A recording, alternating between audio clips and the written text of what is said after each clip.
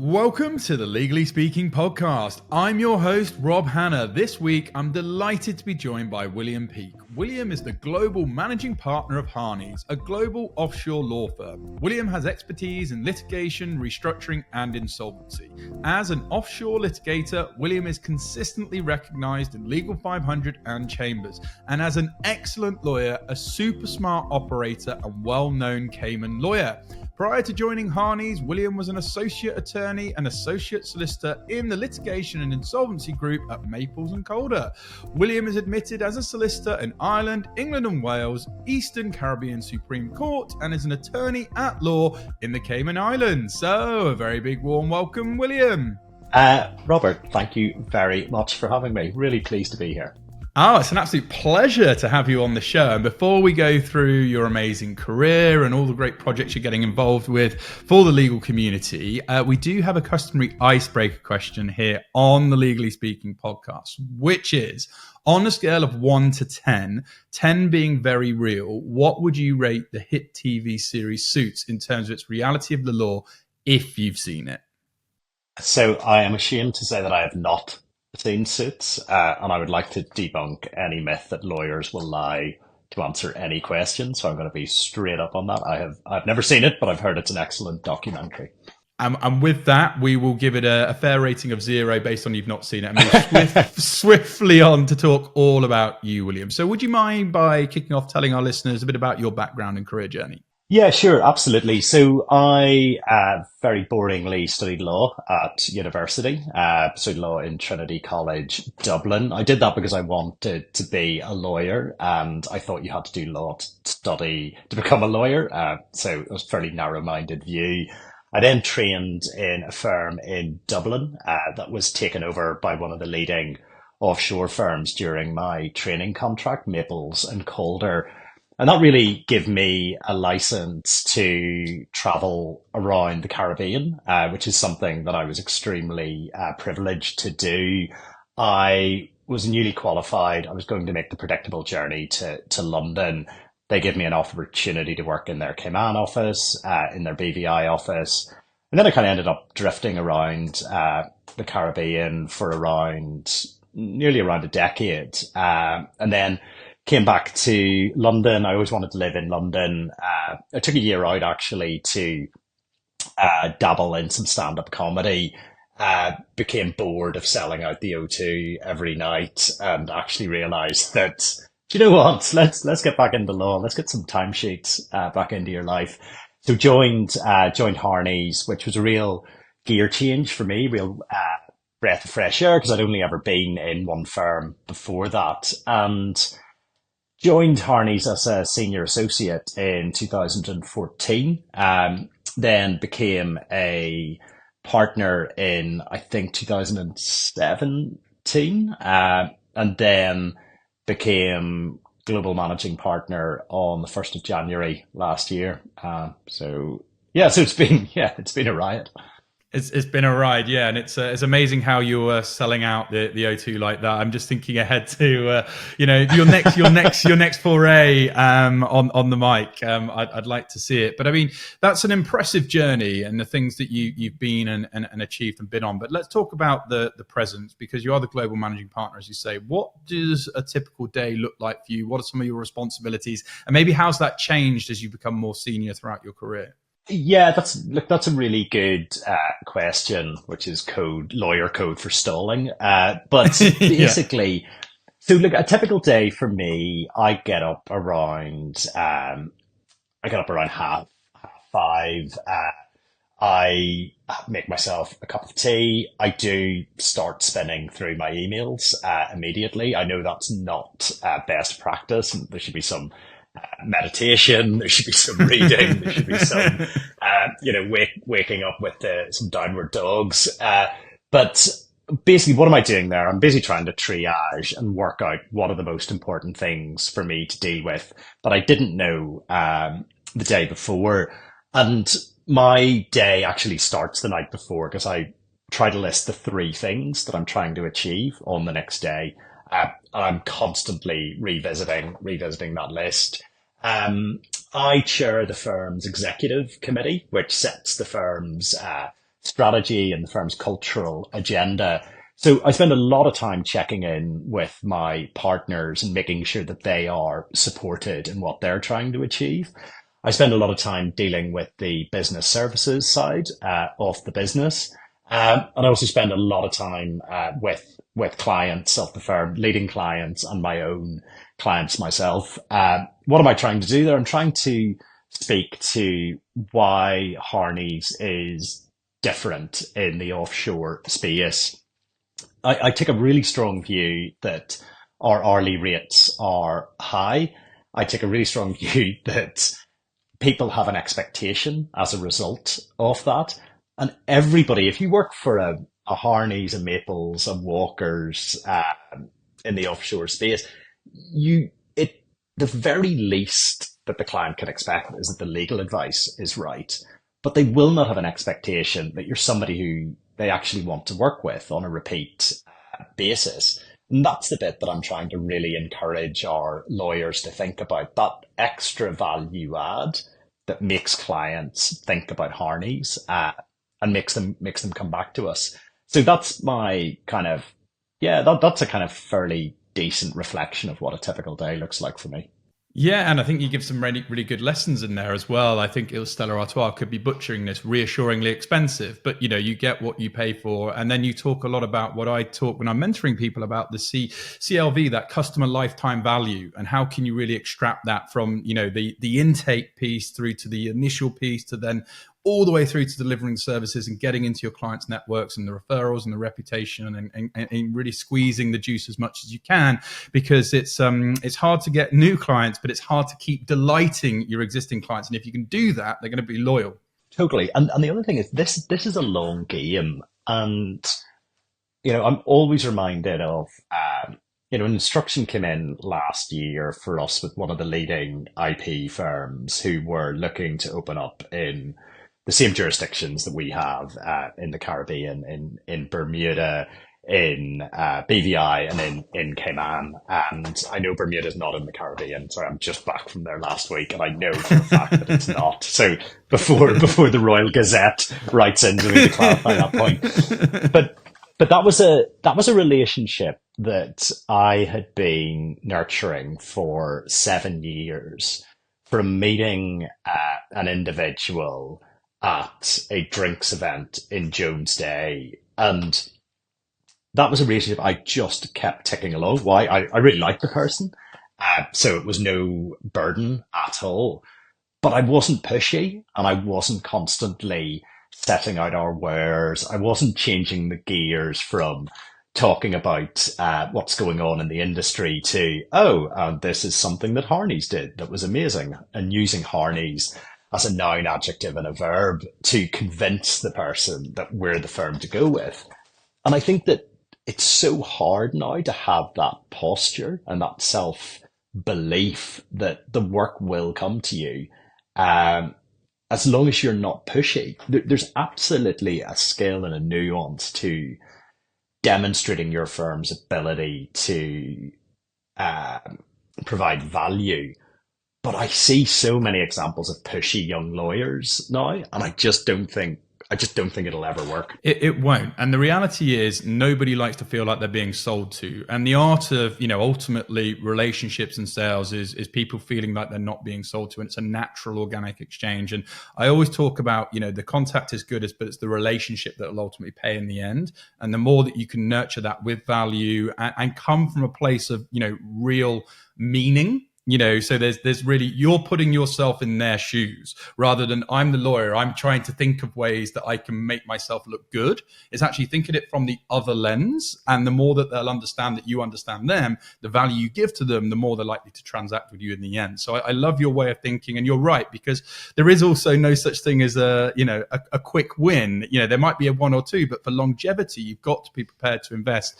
And it's similar to how I set up my first company, the legal recruitment firm, KC Partners. I went so early into the early generation of lawyers, the legal graduates, because the household brands had been established for years and years and years. I was never going to compete with that. So I was prepared to pay an 8, 9, 10-year game and get into digital marketing, podcasting, and meet them where they're at. and legal careers advice them all the way through their journey to get that customer lifetime value and get into their ecosystem early through value add. So I think we both have great lines of thinking around this, but that's me. I'm shutting up because I've got a really good question I want to ask you next, I promise. And that's, you worked on a whole range of cases. And I know it's difficult to sort of highlight one, but is there one particular case over the years that you've handled that's been particularly interesting to you? And if so, why? So absolutely, it is a running joke in Harneys amongst the litigation team that it takes me within 3 to 4 seconds of any work-based conversation to refer to the sad litigation. So there will be a number of people internally when you said, I know you'll really struggle to pick one case. They will stub out their cigarette in the ashtray and say, or fried egg, and say, no, he won't. It's the only case he keeps talking about. So yeah, look, I was very lucky when I joined Harneys to take over a case that essentially defined my career, because look, career trajectories in law firms, yes, they happen if you're a personable individual. Yes, they happen if you win work, etc., etc., etc. But the reality is that at every gateway for your career, for your promotions, the first page that leaves that application are numbers on the board. And what have you actually brought in terms of billable work? And that is a harsh reality that a lot of people, it's a nettle that people don't grasp, and they talk around the other things. That will always be the foundation for a successful legal career. I joined Harneys. I took over it's known as the SAD litigation, still ongoing. It is a remarkably complex piece of cross-border litigation that resulted in the longest trial in the history of the Commonwealth, which was 13 months in the Cayman Islands, and then the longest appeal in the Commonwealth, 6 weeks in front of the Cayman Court of Appeal, and now it's heading towards the Privy Council. And that is a case that saw me travel from New York to Geneva to Al-Kabar, which is the capital of the Eastern Province in Saudi Arabia, as I'm sure you'll be aware, Bahrain, Dubai, Cayman, and BVI actually on it as well. So that was a case whereby I lived and breathed it for 9 years. And a couple of years ago, when I was changing roles internally, the senior associate counsel and then now partner Grania King took it over. So Grania King now has the key kind of client relationship. I dabble in the case, much to Grania's relief and joy every time I decide to ask a question on it. But that's been a remarkable case for Harneys as well, because it is something that we were really well recognized for, and taught me so much around that you'll win work as much from your opponents as you will from the people that you're alongside. And you know, Andrew Ford, who acted for the Al Ghassabi family in that litigation, has become a genuine friend of mine and somebody who I refer work to. He refers work to me. I really enjoy his company, and that's somebody who you're meant to be sworn enemies of for 9 years, and that's all very exhausting. Litigators and lawyers more generally need to remember that it's not about you, it's about the clients, and that if you're taking narcissistic, self-congratulatory positions on litigation to pump air into your own tires, that's never going to be in the client's interests, basically. So yeah, it was a remarkable case. Very lucky that it ended up on my desk, and defined my career, Robert, to be honest with you. Yeah, and there's so many great lessons in there as well. And this is huge. Over $9 billion, I believe. So it really is unprecedented. But you gave a really good nugget there in terms of, I always talk about don't think of competition, think of collaboration. And you gave a really good example there of actually, you said you should potentially be at loggerheads, but actually have respect. There's potential ways that you can both help one another, and there's nothing wrong with doing your job very well by having an opponent, but also having a relationship. And like you say, getting above yourself and potentially your ego and everything else, and thinking about what's right for the client. So I love that, and I have a lot of those relationships with other sort of people in the legal recruitment and talent space. Where we try and refer work. Maybe it's in a location I'm not best served. Maybe it's in an area I have lower quality reach. Whatever it may be. So think of collaboration as domination, and I think if you switch to that mindset and a more modern approach to doing business, you'll be far more successful. So let's talk about challenges, because it's all well and good let's talking about the good stuff, but no one gets anywhere without being punched onto the, getting something in their face and getting put on the floor and steps backwards and having all of these challenges. But you've built a market leading litigation practice, London, Cayman offices, you name it. But what have been some of those challenges along the way as you've been building over the years? Yeah, no challenges. It was so easy. Look, I mean, that particular road was littered with potholes. And first of all, I didn't achieve any of that on my own. And I wasn't even the tip of the spear. Joining Harneys in London, very lucky to work with Philip Kite, who was the global head of litigation.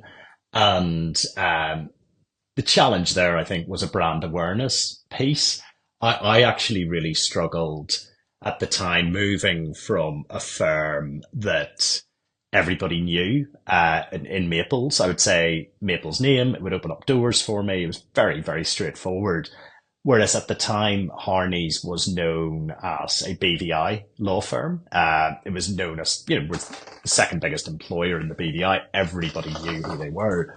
But our market presence in London wasn't real. And Phil and myself set about wrestling with that. And we did that through relentless kind of business development. And we did it through recognizing that we weren't selling Harneys, we were selling the jurisdictions that we were in.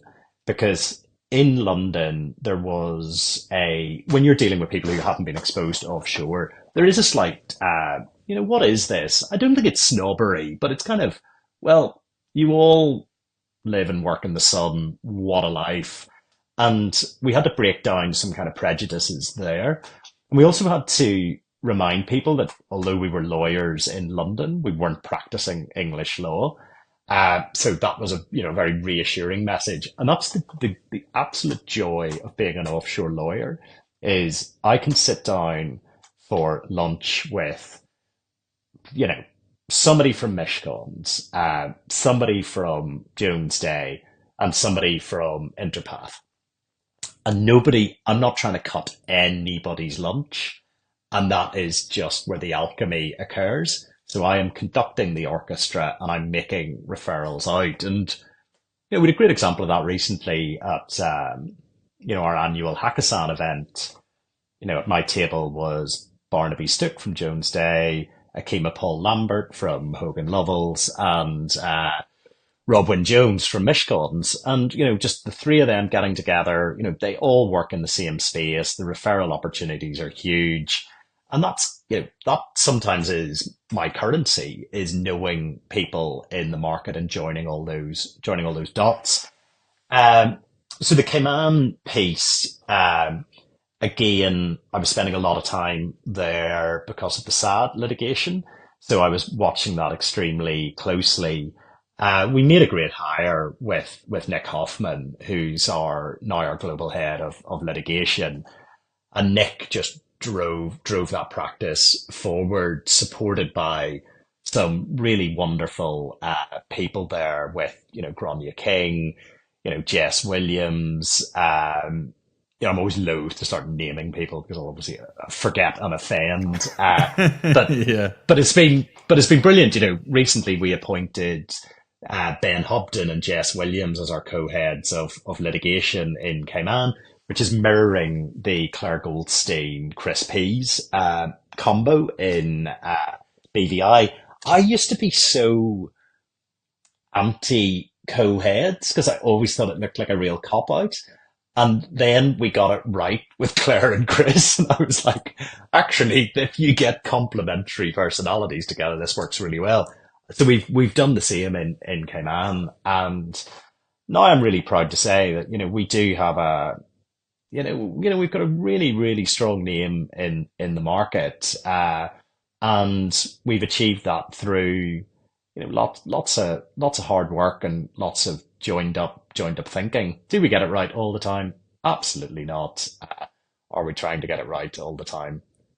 Yes, we are. I've gone full championship manager there for you. But, Well, no, the passion's there, the energy's there. But again, picking through that, you've made good key strategic hires. You've structured the leadership at the right level. Like you say, the old saying, two heads are better than one. But, leadership can also be lonely. So actually having that co-option, you can actually bring Absolutely. two different perspectives together to reach a solution faster. So in a way, there's an argument to say you'll be far more efficient to deliver that. And Akima's lovely. Akima's also been a former guest on the Legally Speaking podcast. So great. Definitely go and check out her episode as well. She's a big advocate for sort of lots of things that we have similarities and passions around, particularly around diversity, equity, inclusion, and great work. So, and I also love that you, don't take the credit, because one of my mentors said to me very early on, don't ever forget team, because we is always greater than me. And like you say, you have been part of this and you've had the privilege to be leading it in recent times, but there's been a lot of people along the way that have really helped contribute to that. So I love that sort of line of thinking. Okay, let's stick on this in terms of where you sit today, because, I'm all about holding people to account. So when you were appointed as global managing partner, you explained your primary focus is to continue to drive the firm's reputation for innovation and delivery of client excellent service. How are you achieving this? So I think I'm achieving it via that point around accountability, holding people accountable to it. And we had our senior leadership conference this year, and it was based on 3 pillars around accountability, profitability, and collaboration. And I think the word profitability, if you only focus on that, you get to the wrong place. But if you complement it, balance it, and shroud it with accountability and collaboration, you get all of the good things coming together. The innovation piece is something that remains something we're really, really proud of. We have actually a kind of designated unit that looks at that with Richard Counton. Internally, we call it H-Tech. Harneys Wave is the outward-facing piece, and we're on a journey there. Very hipster. We're on a journey, man, and it's going. Look, it's going really well. And Rich is a great guy he is really excellent at always when I lose the run of myself, because I can go slightly old school and say, hold on a second, can we not get AI to do that? And he's like, William, you're really showing yourself up as an absolute moron when you say that. And you've got to remember that AI will not make you smarter, but it will make you faster and it will make you more efficient. And so that's our kind of guiding principle internally.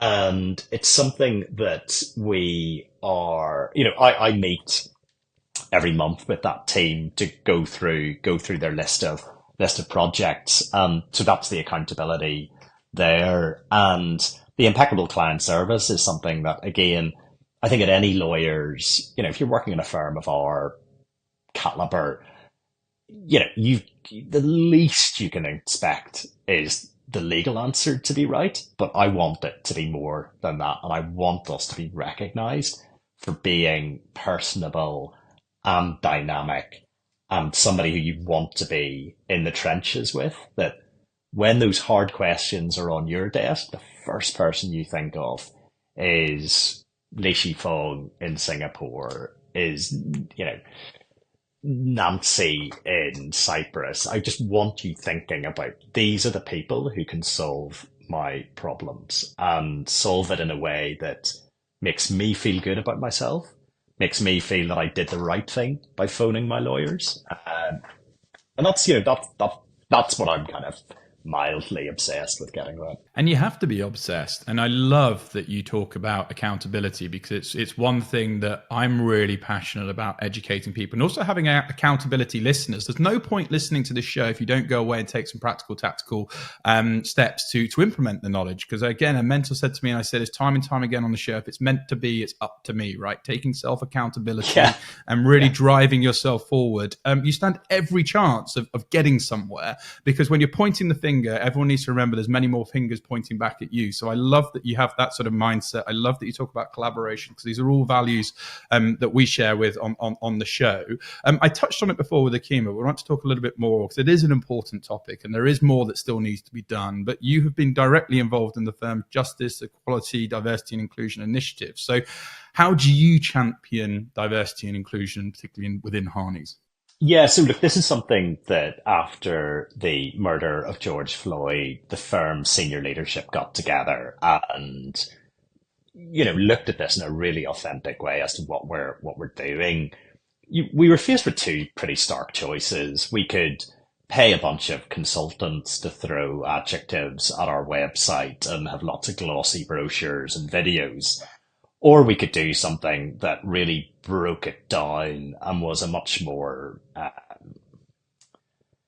frankly, vulnerable thing to do, which was set up a frankly speaking series of conversations whereby we set topics and we really mine them from all of the perspectives of the business. Now, those are calls that are joined from, from every part of the business, every jurisdiction, every employee can join those. And we also have a pretty forward-facing individual with Richard Reed, who's our global head of people, kind of HR. And he's an ex-therapist at the Priory. And that's a really different texture to how we tackle those issues. We also recently hired Sahar Faruqi as a transformation officer to come in and look at what, put his finger on the pulse of the business. Because one of the real challenges that a global business has is trying to set a global culture. And there's also an arrogance around that if you are not acknowledging the jurisdictional subtleties there. And I've had some great conversations with our Hong Kong managing partner, Paul Sefton, around those questions of, if you've got one office, for example, in the Caribbean setting a global culture, how does that work? Or if you've got one office in Asia setting a global culture, how does that work? You've got to look for the common denominators. You've got to look for the questions around integrity, around a willingness to listen, a willingness to learn, an open mind. Those are things that you can absolutely have as common denominators. And I think we're lucky as we actually had Akima come in as well and do one of the frankly speaking talks with us to tell us about her journey. And we're also really fortunate as a global business that we have, it's not default diversity, that's too glib, but we have such a global workforce that you do get that broad-minded thinking. And it's also something we actively monitor. I'm really proud that 6 out of our 9 managing partners are female, and it's been interesting. We've done obviously I'm picking up a lot of podcast tips here from you, Robert, but we do a monthly podcast chat OMP whereby I speak to each of the managing partners, and it was actually then that I actually was like, oh, isn't that great that actually 6 out of 9 are female. And so it's something we take it really seriously, and you can't drift your way to diversity. You've got to have a plan. And And it's really always near the top of my list. Yeah, and it's really pleasing to hear that. We know all the benefits of doing this as well, not just because it's the right thing to do, and everyone should have that sense of belongings within their environments that they work, but it's also very good for business and encouraging diversity of thought and all of those great things.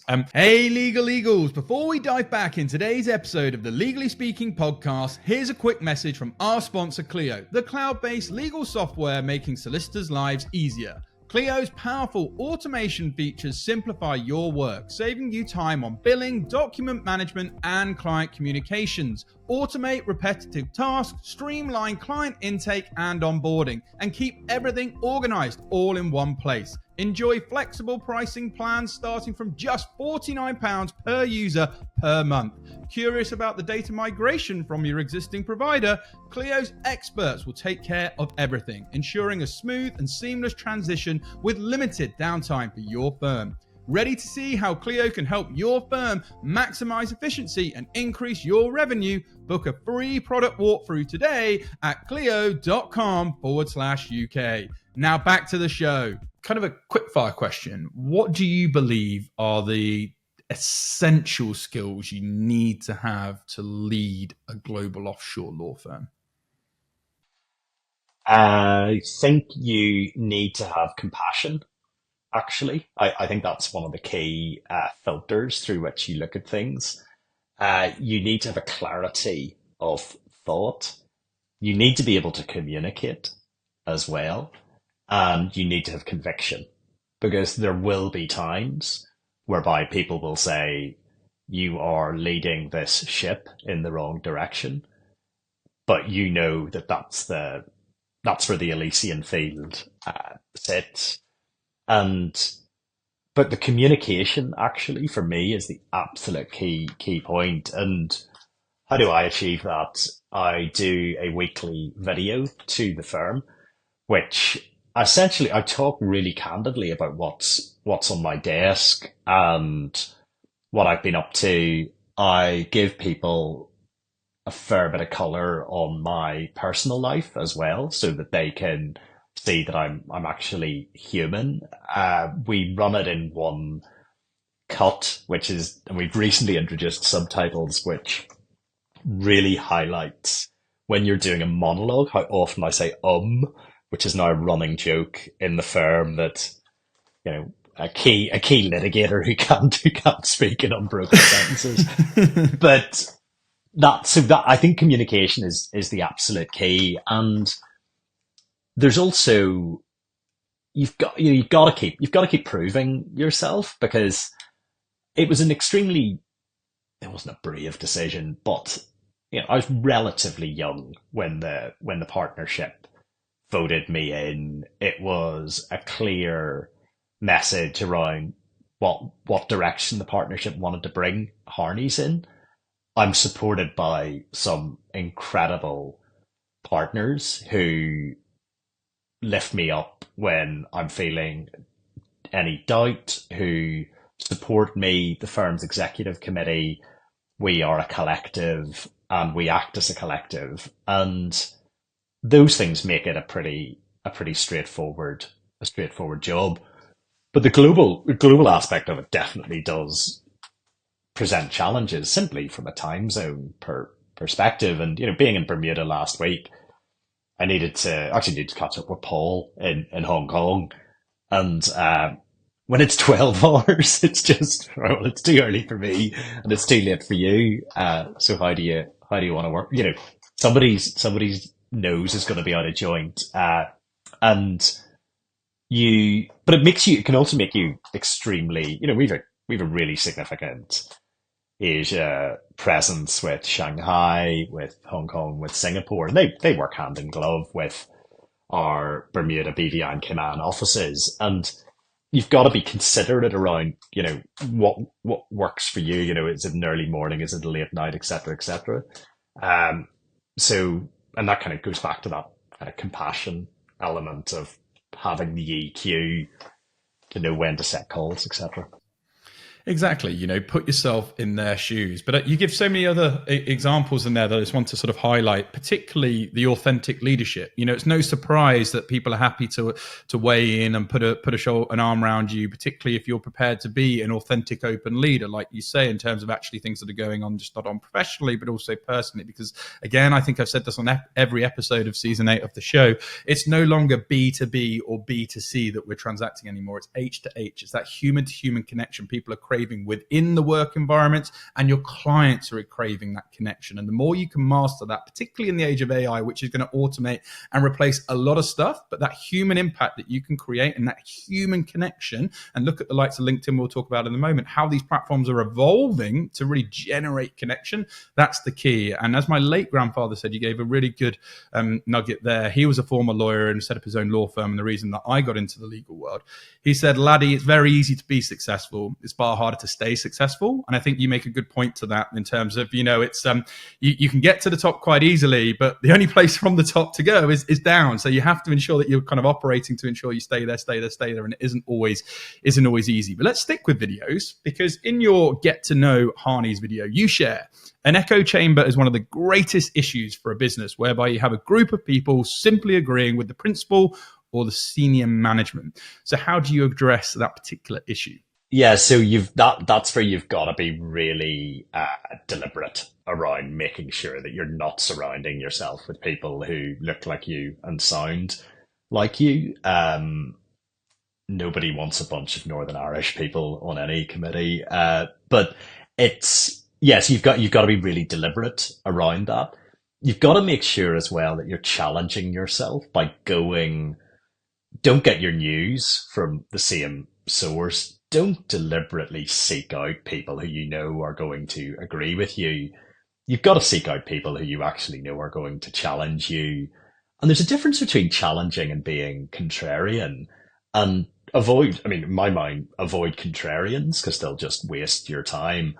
But do seek out people who will challenge you. And I really do believe that echo chambers are an insidious presence in businesses, and you see it all the time. And there've been so many times in my career where I've been drafted in to sit on, well, not technically sit on the board, but observe board meetings and try to work out where the problems have occurred. I've reviewed umpteen minutes from hedge funds, from companies affiliated with structures in distress. And that is a theme that always percolates, is that it's just people who look and sound like each other agreeing with each other. And, our executive committee, for example, ranges from, you've got the Shanghai office, the Hong Kong office, the Cyprus office, the Cayman office, represented. You've got, our CFO obviously sits on our executive committee, Melanie. You've got our head of HR sits on it as well.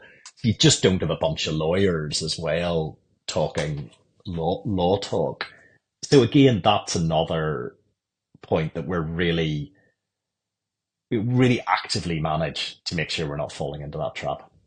Yeah, and you do a tremendous job of that. I want to pick up on the point around challenging and contrarian because, I always say everything is energy. I have friends that say, Rob, you've done this podcast for years and years. Do you not get bored of doing it? I think when your passion for delivering to a mission and trying to educate people and build a community holds you back to that accountability piece, but you really want to do it. Every show, I want to come up and give 110%. So if someone's challenging you with a positive energy to try and reach a solution, that's great. But if someone's challenging you with a negative energy from a contrarian point of view, that's just draining your energy. So I always think about being around radiators rather than drains, because if you go in that drain direction, it's going to drain your energy. It's going to lead to bad decision making. It's going to lead to bad relationships, and surround yourself by people who want to challenge, because that's a growth area, right? Then you're growing rather than shrinking. So I really love that kind of nugget you shared there.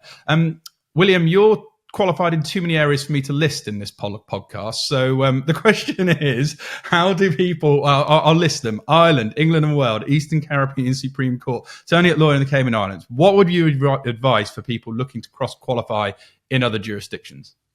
Yeah, so look, I did that. I was really lucky that Maples, where I was at, they had, at that time, they had a plan to, because they provide Irish law advice, which we don't. And they were trying to make sure that everybody was qualified across all of the relevant jurisdictions that they practiced in. So I was very lucky to get swept up in that idea. How has it helped me? It is always really useful to understand the key elements and key differences between the legal systems. I think it's also really important in London to be able to turn your hand to whatever is in front of people. But I think it's also really important to recognize, for example, you know, am I an expert in Irish law right now? Absolutely not. The last time I practiced Irish law was 2006, I think. But I think it definitely has provided a texture and a compare and contrast between how jurisdictions do things. I think kind of referring back actually to how did we achieve success in London, one of the really interesting things that Phil and I think we kind of stumbled across it because there was a loss of substratum issue between BVI and Cayman, and you had two judges who were adopting a different approach to it at the time. And clients in London were really, really fascinated by that.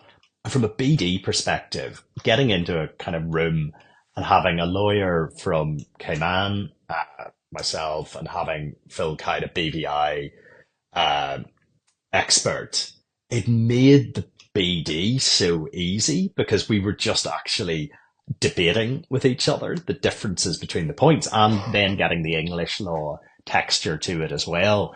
And it meant everybody could contribute. And so that compare and contrast dynamic is really interesting. And that's why doing business development, for example, litigators doing business development with funds lawyers is really interesting because the funds lawyers know how to set it up. They know all of the intricacies, all of the commercial pressures, all the documents hang together.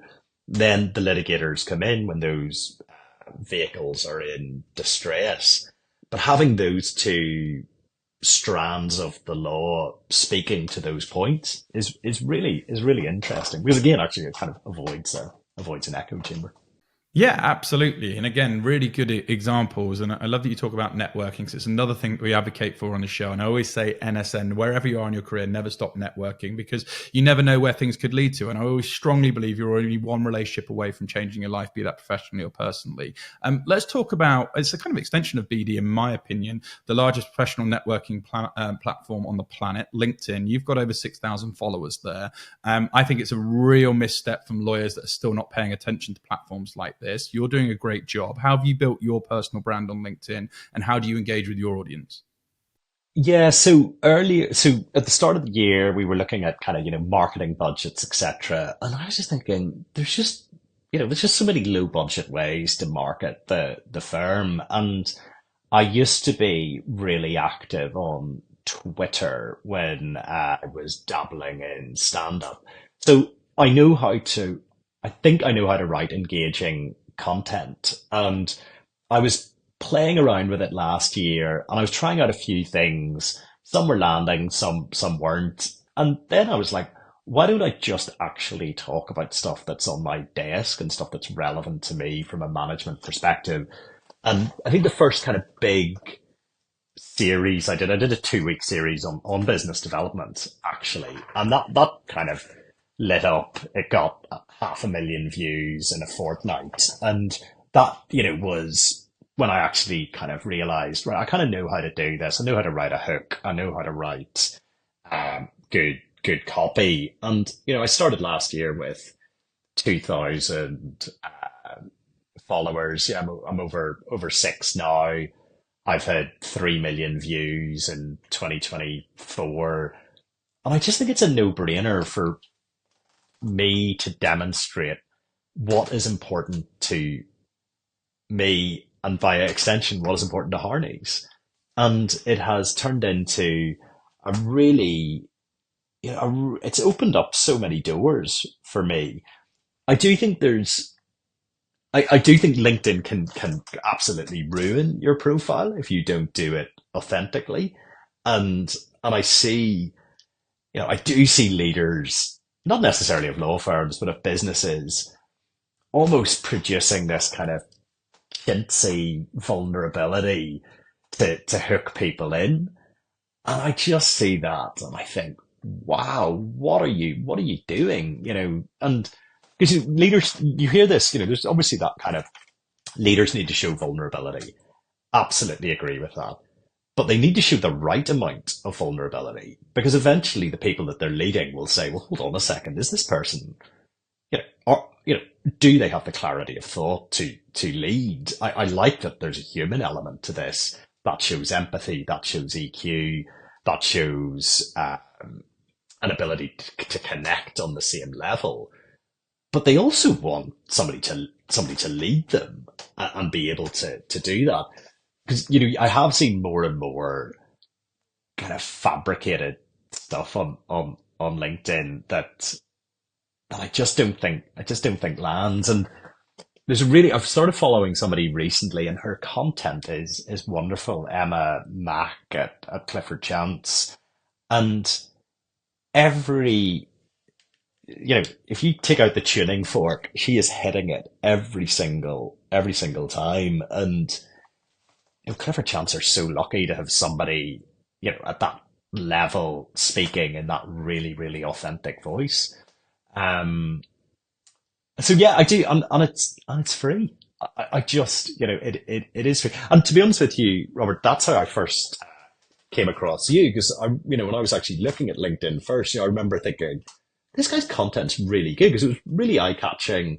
You were talking about things that were relevant to me, and it wasn't a recruiter hard sell. It was just kind of like here's a toolkit that all lawyers should have, and there's some brilliant recruiters on LinkedIn who do some really, really good stuff. But there's also some of the approaches I've had.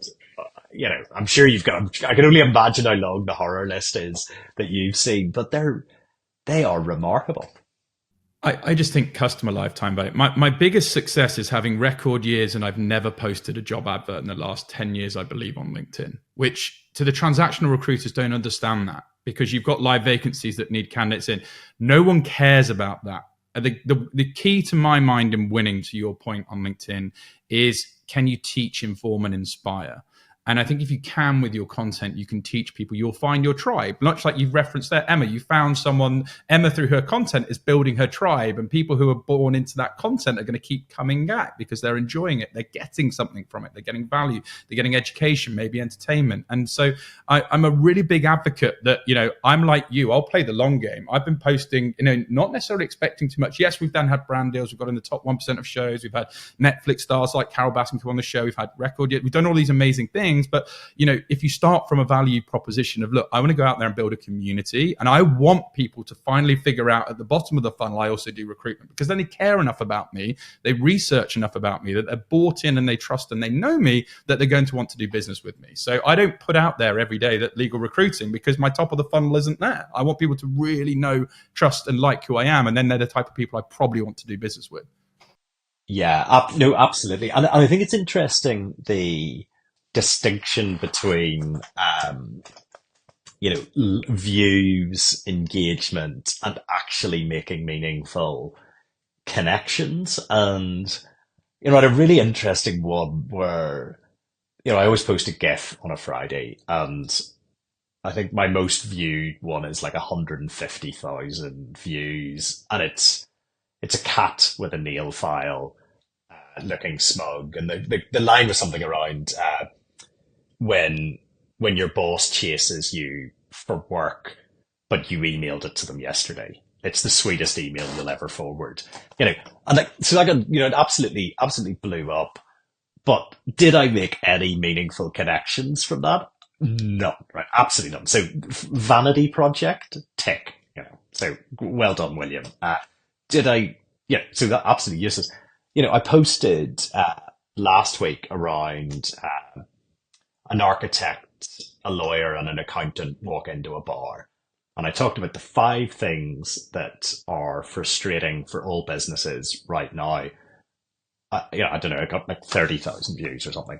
But my DMs absolutely lit up with meaningful connections, people talking about the challenges of business, having it recognized. And oddly, the amount of, weirdly, it was funny, accountants they actually, were quite good at chasing down our bills, for example. Whereas architects and lawyers were like, yeah, this is absolutely the bane of our existence. And I'm going to post about that again because there was so much content, and it made a great connection from Slaughter and May on it. And that's meaningful. Exactly. And that's the thing, you can, vulnerability increases visibility. You can do, funny entertainment, but really where the posts that maybe don't look externally, the value is in the DMs. If you teach people, if you will connect with them, you will do business, particularly me, because people, a lot of people do know I do the recruitment. A lot of people don't want to be seen, but the DMs will then come. And I think you give a really good example of that. And, people are craving this connection. So this has been an absolute masterclass, William. I've really enjoyed learning more about your journey, what you've been up to, and all the great things you're going to continue to do. So 2 final questions before we close. What would you like your legacy to be as you leave as the global managing partner of Harneys in the years to come? I think I would like my legacy to be that people remembered the firm as a place that people wanted to stay working at and that they wanted to work for. And just clients had a great experience with us and staff really wanted to stick around. Beautiful. Okay, finally, what would be your, as a legal leader, what would be your one piece of advice for individuals starting their careers who want to go on to be a successful lawyer, and perhaps those in the journey right now who are looking to kind of get that step up, be it to partner, be it to managing partner, be it setting up their own firm? I think it's do all the small things impeccably, because once you are trusted with small things, you will get bigger things, and all obsess over how you can make your supervisor's life easier. Think about it. Never, if they ask for if they ask for an email to be printed off, have you printed off the previous chain? Have you printed off the attachment? Have you thought about an article that might be referred to in that email and they might need to refer to it? Think again about how you can make your manager, supervisor's life easier, and it'll be returned to you in spades. Yeah, I love that. Be proactive over being reactive. And I love that you talk about little touches for big impact. And, if you really finesse over these little things and go above and beyond by some stretch, you're going to go very far. This has been an absolute masterclass, William. I thoroughly enjoyed it. If our listeners want to know more about your career or indeed Harneys, where's the best place for them to go? Feel free to shout out any social media handles, any website links. We'll also share this episode for you too. Sure. Yeah, thanks. I'm only on, I don't have any other social media, only LinkedIn. So absolutely connect with me on LinkedIn. Send me a DM. You can send me an email as well. You Google my name, my horrifically unrepresentative profile picture will lead you to my email address. So you can drop me a line there too. Awesome. Well, it just leaves me to say thank you so much, William. It's been an absolute pleasure hosting you on the Legally Speaking podcast. From all of us on the show, wishing you lots of continued success with your career and indeed Harneys. But from all of us, over and out. Thank you for listening to this week's episode. If you like the content here, why not check out our world-leading content and collaboration hub, the Legally Speaking Club, over on Discord. Go to our website, www.legallyspeakingpodcast.com, for the link to join our community there. Over and out.